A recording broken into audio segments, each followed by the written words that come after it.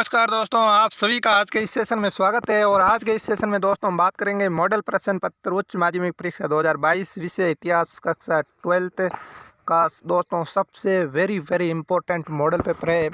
और दोस्तों इस मॉडल पेपर में से 100% लगभग 5 या 6 प्रश्न आने की पूरी गुंजाइश रहने वाली है।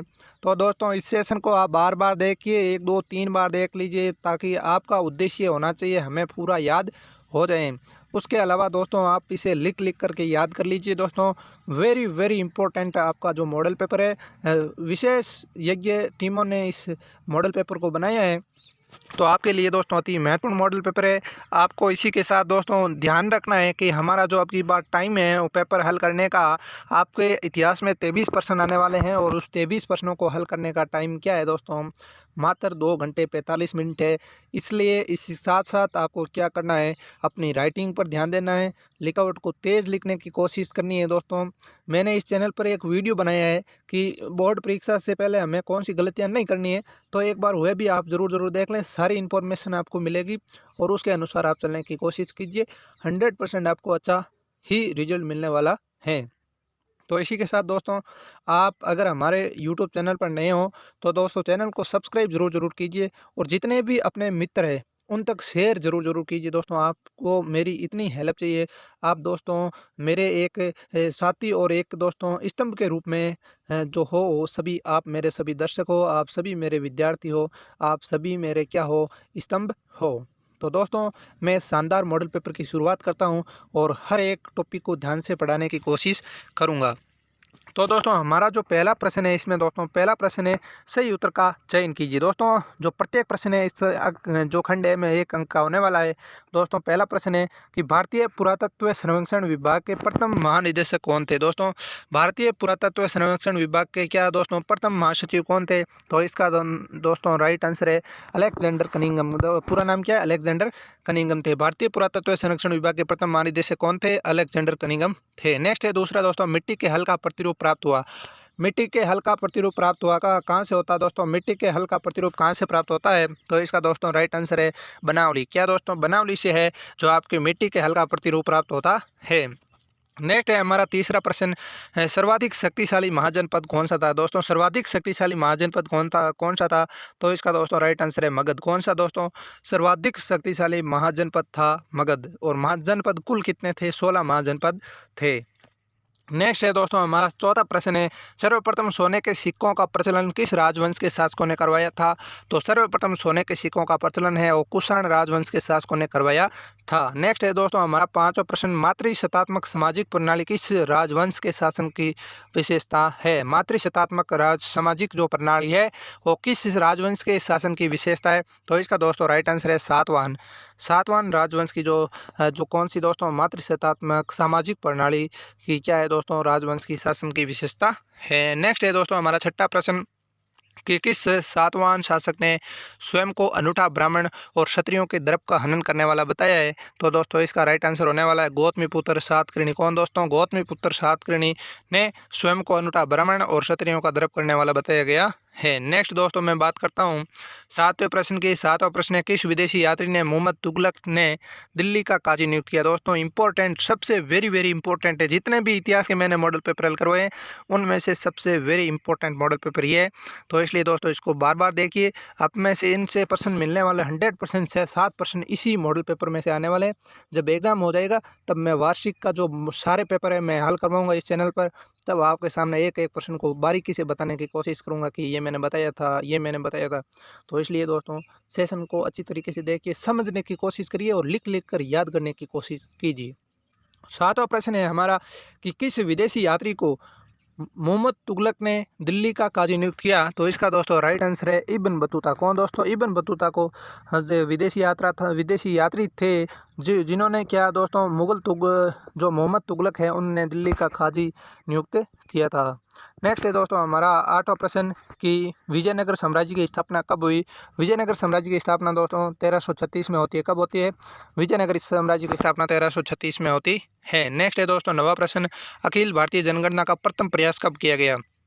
अखिल भारतीय जनगणना का प्रथम जो प्रयास है वो दोस्तों 1872 को किया गया। कब किया गया, 1872 को किया गया। नेक्स्ट है 10वां प्रश्न, महात्मा गांधी के राजनीतिक परामर्शदाता कौन थे? दोस्तों महात्मा गांधी के राजनीतिक परामर्शदाता कौन थे? तो इसका दोस्तों राइट आंसर है गोपाल कृष्ण गोखले। कौन थे? गोपाल कृष्ण गोखले। नेक्स्ट है 11वां प्रश्न, पुराने पत्रों का पुलिंदा का संकलन किसने किया? दोस्तों पुराने पत्रों का पुलिंदा का संकलन किसने किया? तो इसका दोस्तों राइट आंसर होगा जवाहरलाल नेहरू ने। पंडित जवाहरलाल नेहरू ने पुराने पत्रों का पुलिंदा का संकलन किया था। नेक्स्ट है 12वां प्रश्न, बम्बई प्रांत में कौन सी राज्य व्यवस्था लागू की गई? दोस्तों बम्बई प्रांत में कौन सी राज्य व्यवस्था लागू की गई? तो बम्बई प्रांत में दोस्तों स्थायी बंदोबस्त लागू किया, इस्तमरारी बंदोबस्त लागू किया और रैयतबाड़ी लागू किया। तो इस नहीं दोस्तों, बम्बई प्रांत के अंदर कौन सा इस्तमरारी बंदोबस्त तो आपका बंगाल के अंदर लागू हुआ था, और जो मुंबई के अंदर है वो कौन सी राज्य व्यवस्था लागू हुई? ये तो थी दोस्तों रैयतबाड़ी। कौन सी थी दोस्तों? रैयतबाड़ी थी। दोस्तों इस्तमरारी बंदोबस्त कहाँ लागू किया गया? बंगाल में किया गया। कब किया गया? ये आप दोस्तों इसका राइट आंसर है कमेंट बॉक्स में जरूर बताइए, ठीक है ना। इस्तमरारी बंदोबस्त बंगाल में कब लागू किया गया? नेक्स्ट है दोस्तों हमारा दूसरा प्रश्न है, रिक्त स्थानों की पूर्ति करनी है। और दोस्तों इसके अंदर बर्नियर की पुस्तक का नाम क्या है? बर्नियर की पुस्तक का नाम है दोस्तों travellers in the Mughal empire. क्या पुस्तक का नाम है? Travellers in the Mughal empire Bernier की पुस्तक का नाम है। नेक्स्ट है दूसरा दोस्तों, शरिया मुसलमान समुदाय को निर्देशित करने वाला कानून है। दोस्तों जो शरिया है वो मुसलमान समुदाय को निर्देशित करने वाला कानून है। नेक्स्ट दोस्तों 1793 में बंगाल प्रांत में इस्तमरारी बंदोबस्त लागू किया गया। मैंने ऊपर आपसे अभी सवाल पूछा है कि इस्तमरारी बंदोबस्त बंगाल में कब लागू किया गया? तो ये दोस्तों 1793 में बंगाल में इस्तमरारी बंदोबस्त लागू किया गया। ये राइट आंसर बता दिया गया है। ये दोस्तों वेरी इंपॉर्टेंट है, एग्जाम के अंदर पूछा जाएगा। सबसे वेरी इंपॉर्टेंट जो आपका मॉडल पेपर है यही है दोस्तों, ये मान कर चलिए आप। इसके बाद दोस्तों में नेक्स्ट है हमारा जो चौथा खालिस्तान है। रैयत शब्द का प्रयोग किसके लिए किया गया? दोस्तों रैयत शब्द का प्रयोग है वो किसानों के लिए किया गया था। और ये दोस्तों आपका प्रश्न है, ये प्रश्न आपके हाफ ईयरली एग्जाम के अंदर पूछा जा चुका है हाफ ईयरली एग्जाम के अंदर। नेक्स्ट है दोस्तों हमारा फोर्ट सेंट जॉर्ज। कौन दोस्तों? फोर्ट सेंट जॉर्ज मद्रास में स्थित ब्रिटिश दुर्ग है। कौन दोस्तों? फोर्ट सेंट जॉर्ज है वो मद्रास में स्थित क्या है? आपका ब्रिटिश दुर्ग स्थित है। नेक्स्ट है दोस्तों, क्या अवध प्रांत को बंगाल आर्मी की पौधशाला कहा जाता है? दोस्तों अवध प्रांत है उसको बंगाल आर्मी की पौधशाला कहा जाता था। नेक्स्ट है तीसरा प्रश्न दोस्तों, निम्नलिखित प्रश्नों के उत्तर एक शब्द अथवा एक पंक्ति में दीजिए। तो पहला प्रश्न है दोस्तों, सिंधु सभ्यता के किस पूरा स्थल से सिंचाई नहरों के अवशेष प्राप्त होते हैं? सिंधु सभ्यता के किस पूरा स्थल से सिंचाई नहरों के अवशेष प्राप्त होते हैं? तो इसका दोस्तों राइट आंसर है शॉर्ट गुई अफगानिस्तान। किससे दोस्तों? शॉर्ट गुई अफगानिस्तान से क्या होता है? सिंधु सभ्यता के पूरे सिंचाई और नहरों के अवशेष प्राप्त होते हैं। नेक्स्ट है दोस्तों आपका दूसरा प्रश्न, महाभारत के समालोचनात्मक संस्करण तैयार करने की कब और किसके नेतृत्व में शुरुआत की गई? तो दोस्तों महाभारत के समालोचनात्मक संस्करण दोस्तों 1919 में है। और किसके नेतृत्व में दोस्तों? BS सुकांकर के नेतृत्व में क्या किया गया? तैयार करने की शुरुआत की गई। नेक्स्ट है दोस्तों हमारा तीसरा प्रश्न, कि सुदर्शन झील का जीर्णोद्वार किस शक शासक ने करवाया था? तो इसका दोस्तों नाम है शक शासक रुद्रदमन। ये भी प्रश्न दोस्तों आपके क्या हाफ ईयरली के अंदर पूछा जा चुका है। आपके इतिहास का हाफ ईयरली पेपर है जो मैंने इस चैनल पर डाला है, तो वह भी आप दोस्तों जरूर देखिए। उसमें से दोस्तों आपका 10% प्रश्न बोर्ड के अंदर पूछे जाएंगे 100%, ठीक है ना। तो वह भी दोस्तों आप अच्छी तरीके से देखिए। नेक्स्ट है चौथा दोस्तों, बर्नियर द्वारा मुगल कालीन शहरों को क्या नाम दिया गया? दोस्तों बर्नियर द्वारा मुगल कालीन शहरों को क्या नाम दिया गया? तो इसका दोस्तों राइट आंसर है शिविर नगर। क्या दोस्तों? शिविर नगर है उन्होंने नाम दिए थे। नेक्स्ट दोस्तों हमारा पांचवा प्रश्न है कि कौन सा विदेशी यात्री मुगल सम्राट शाहजहां के ज्येष्ठ पुत्र दारा सिकों का चिकित्सक था? कौन सा विदेशी यात्री है और मुगल सम्राट शाहजहां के ज्येष्ठ पुत्र दारा सिकों का क्या था? चिकित्सक था। तो उसका नाम है दोस्तों फ्रांसवा बर्नियर। क्या नाम है दोस्तों? फ्रांसवा बर्नियर है और मुगल शासक शाहजहां के ज्येष्ठ पुत्र दारा सिकों का क्या था? चिकित्सक था। नेक्स्ट है दोस्तों हमारा छठा प्रश्न, चोल शासकों द्वारा निर्मित एक मंदिर का नाम बताइए। दोस्तों चोल शासकों द्वारा निर्मित एक मंदिर का नाम बताना है। तो नाम क्या है? गंगेकोंड चोलपुरम। क्या नाम है दोस्तों? गंगेकोंड चोलपुरम इसका नाम है। नेक्स्ट है 7वां प्रश्न, कर्नाटक की वीर शैव परंपरा के प्रवर्तक कौन है। दोस्तों कर्नाटक की वीर शैव परंपरा के प्रवर्तक कौन है, तो इसका दोस्तों राइट आंसर है बासवान। कौन है दोस्तों, बासवान है जो कर्नाटक की वीर शैव परंपरा के प्रवर्तक है। नेक्स्ट है 8वां प्रश्न, उत्तर प्रदेश के बड़ौत परगना के ग्रामीणों को संगठित कर विद्रोहियों का नेतृत्व किसने प्रदान किया, तो इसका दोस्तों राइट आंसर है शाहमल। किसने किया दोस्तों, शाहमल ने किया। नेक्स्ट है 9वां प्रश्न, ईस्ट इंडिया कंपनी को बम्बई कब और कैसे प्राप्त हुआ, तो इसका दोस्तों राइट आंसर है ब्रिटेन को बम्बई पुर्तगाल से देश में मिला। दोस्तों ब्रिटेन को है बम्बई है और जो पुर्तगाल से देश में मिला, और जिसे राज परिवार ने 1661 ईस्वी में ब्रिटिश ईस्ट इंडिया कंपनी को किराए पर दे दिया था। ये इस प्रकार है जो बम्बई है वो ईस्ट इंडिया कंपनी को प्राप्त हुआ। नेक्स्ट है दोस्तों हमारा 10वां प्रश्न, सूर्यास्त कानून क्या है। सूर्यास्त कानून क्या है, इसके बारे में चर्चा करनी है। सूर्यास्त कानून दोस्तों स्थायी बंदोबस्त के अंतर्गत निश्चित तारीख को सूर्य अस्त होने तक भुगतान नहीं आने पर जमींदारी को नीलामी किए जाने का प्रावधान को सूर्यास्त कानून के नाम से जाना जाता है। दोस्तों ये सभी प्रश्न वेरी मोस्ट है, तो आपको याद जरूर करना है। सूर्यास्त कानून समझ में आया कि स्थायी बंदोबस्त के अंतर्गत निश्चित तारीख को सूर्यास्त होने तक भुगतान नहीं आने पर जमींदारी को नीलामी किए जाने का प्रावधान को सूर्यास्त कानून के नाम से जाना जाता है। नेक्स्ट है 11वां प्रश्न, कुदाल और हल किन लोगों के जीवन का प्रतीक था। ये भी प्रश्न दोस्तों आपके है वो हाफ ईयरली एग्जाम के अंदर पूछा जा चुका है कि कुदाल और हल किन लोगों के जीवन का प्रतीक था। तो दोस्तों कुदाल और पहाड़िया दोस्तों कुदाल है वो पहाड़िया जनजाति तथा हल है वो संताल जनजाति का क्या था, प्रतीक था। इंपॉर्टेंट प्रश्न है दोस्तों, बोर्ड के अंदर पूछा जा सकता है। कुदाल किसका प्रतीक है दोस्तों, कुदाल है जो पहाड़िया जनजाति, वह हल है वो संथाल जनजाति का प्रतीक है। नेक्स्ट है दोस्तों 12वां प्रश्न, साइक संधि का जनक किस गवर्नर जनरल को माना जाता है। तो साइक संधि का जो दोस्तों जनक है वो किस गवर्नर जनरल को माना जाता है, लॉर्ड वेलेजली को माना जाता है। किसको दोस्तों, लॉर्ड वेलेजली को माना जाता है। नेक्स्ट दोस्तों हमारा खंड बया है, प्रत्येक प्रश्न कितने नंबर का होने वाला है, 2 नंबर का होने वाला है। पहला इसके अंदर है सिंधु सभ्यता के नगर नियोजन को समझाइए। ये भी दोस्तों इंपॉर्टेंट प्रश्न है, आपको याद करना है। राइट आंसर है दोस्तों नगर नियोजन सिंधु सभ्यता की सबसे प्रमुख विशेषता है समकोण सड़कें, सुनिश्चित जल निकासी व्यवस्था, सुनियोजित बसावट और सामुदायिक नगरीय प्रणाली सिंधु सभ्यता कालीन नगरों की अनूठी विशेषता है। नगर नियोजन सिंधु सभ्यता की सबसे प्रमुख विशेषता है समकोण सड़कें, सुनियोजित जल निकासी व्यवस्था, सुनियोजित बसावट और सामुदायिक नगर प्रणाली सिंधु सभ्यता कालीन नगरों की अनूठी विशेषता है। ये दोस्तों इसका राइट आंसर है। नेक्स्ट दोस्तों मैं बात करता हूँ 5वां प्रश्न की। 5वां प्रश्न है कि मौर्यकालीन इतिहास के बारे में जानकारी प्राप्त करने वाले 2 साहित्यिक स्रोतों के नाम बताइए। दोस्तों मौर्यकालीन इतिहास के बारे में जानकारी प्रदान करने वाले 2 साहित्यिक स्रोतों का नाम बताना है। तो पहला नाम है दोस्तों कौटिल्यकृत अर्थशास्त्र, और दूसरा दोस्तों जो शास्त्र है वो मेगस्थनीज की इंडिका। दोनों पुस्तकें दोस्तों मोस्ट इंपॉर्टेंट है। कौटिल्य ने दोस्तों किसकी पुस्तक की रचना की, अर्थव्यवस्था की रचना की, और इंडिका पुस्तक की रचना मेगस्थनीज ने की थी। नेक्स्ट है दोस्तों हमारा 6वां प्रश्न, गोत्र प्रणाली के किन्हीं 2 नियमों का उल्लेख कीजिए। गोत्र प्रणाली के किन्हीं दोस्तों 2 नियमों का क्या करना उल्लेख करना है। तो दोस्तों इसका राइट आंसर है कि एक ही गोत्र के सदस्य आपस में वैवाहिक संबंध नहीं रख सकते हैं। दोस्तों एक गोत्र के आपस जो सदस्य है आपस में वैवाहिक संबंध स्थापित नहीं कर सकते हैं। नेक्स्ट है दूसरा दोस्तों, स्त्रियों के गोत्र संबंधी मामलों में विवाह के पश्चात पिता के स्थान पर पति के गोत्र को ही मान्यता प्राप्त होती है। स्त्रियों के गोत्र संबंधी मामलों में विवाह के पश्चात पिता के स्थान पर पति के गोत्र को ही मान्यता प्राप्त होती है। ये दोस्तों जो गोत्र प्रणाली है इनके 2 नियम हैं। नेक्स्ट दोस्तों मैं बात करता हूँ उल्लुक व दावा क्या है। दोस्तों आपको पूछा है कि उल्लुक व दावा क्या है, तो दोस्तों इसका राइट आंसर है इब्न बतूता ने अपने ग्रंथ रेहाला में भारतीय डाक व्यवस्था का विस्तृत वर्णन किया है। अशुभ डाक व्यवस्था को उल्लुक और पैदल डाक व्यवस्था को दावा कहा गया है। वेरी इंपॉर्टेंट प्रश्न है दोस्तों, आपको एग्जाम के अंदर पूछा जा सकता है।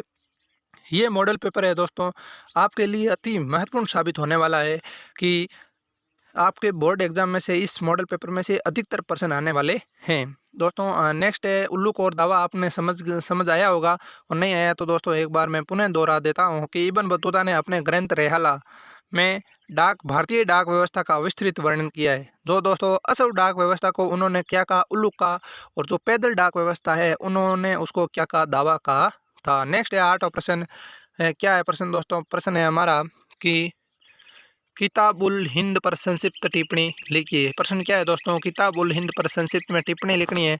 तो इसका दोस्तों राइट आंसर है किताबुल हिंद अल बिरूनी द्वारा अरबी भाषा में लिखा गया प्रसिद्ध ग्रंथ है जो समकालीन भारतीय समाज, धर्म, भूगोल, खगोल विज्ञान व राजनीतिक व्यवस्था के बारे में महत्वपूर्ण जानकारी प्रदान करता है। ये दोस्तों इसका राइट आंसर है। नेक्स्ट है हमारा, कबीर की बानी कौन सी विशिष्ट परंपराओं में संकलित है। कबीर की बानी है वो कौन सी विशिष्ट परंपरा में संकलित है। तो इसका दोस्तों राइट आंसर है कि कबीर की बानी 3 विशिष्ट परंपराओं में संकलित है। पहला है दोस्तों कबीर बीजक, कबीर पंथियों द्वारा वाराणसी तथा उत्तर प्रदेश के अन्य स्थानों पर संरक्षित है। कबीर बीजक कबीर पंथियों द्वारा वाराणसी तथा उत्तर प्रदेश के अन्य स्थानों पर संरक्षित है। नेक्स्ट है दूसरा, कबीर ग्रंथावली का संबंध राजस्थान के दादू पंथियों से है।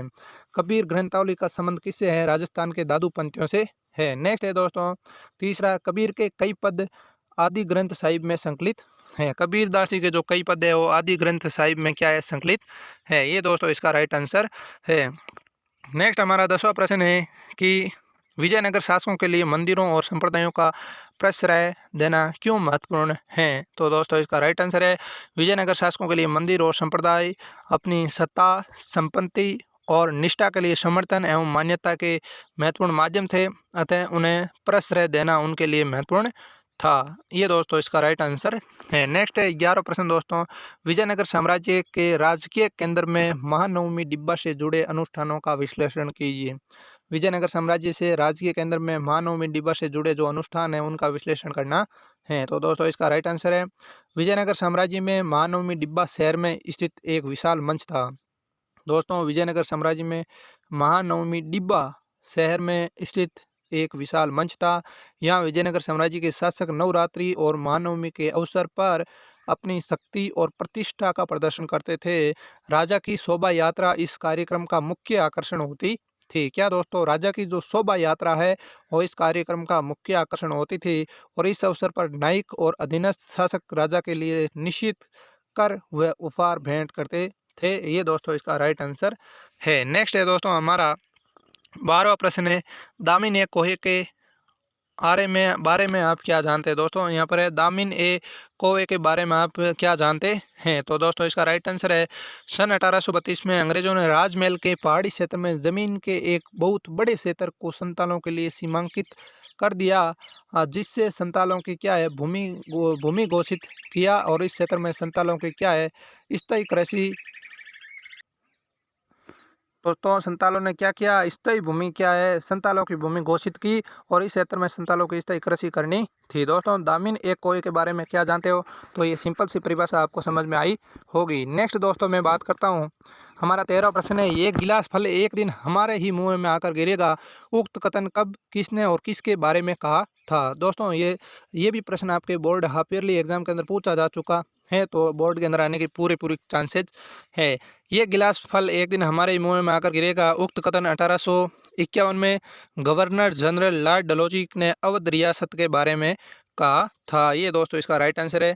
नेक्स्ट हमारा है 14वां प्रश्न, 1857 की क्रांति के प्रमुख केंद्र और नेताओं के नाम लिखिए। 1857 की क्रांति के प्रमुख केंद्र कौन से हैं और उनके नेताओं का नाम लिखना है।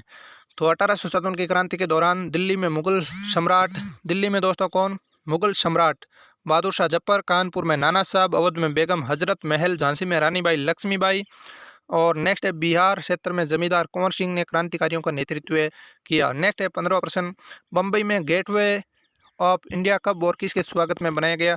ये भी प्रश्न दोस्तों आपके परीक्षा में पूछा जा चुका है। तो दोस्तों बम्बई में गेटवे ऑफ इंडिया ब्रिटेन के राजा जॉर्ज पंचम के द्वारा उनकी पत्नी के स्वागत के लिए बनाया गया था और इसका निर्माण 1911 में किया गया। इसका निर्माण दोस्तों कब किया गया, 1911 में किया गया। और 1911 में दोस्तों जो भारत की राजधानी कोलकाता है, कोलकाता से दिल्ली लाया गया। ठीक है ना, ये दोस्तों इसका राइट आंसर है। नेक्स्ट दोस्तों मैं बात करता हूँ आपके 16वें प्रश्न की।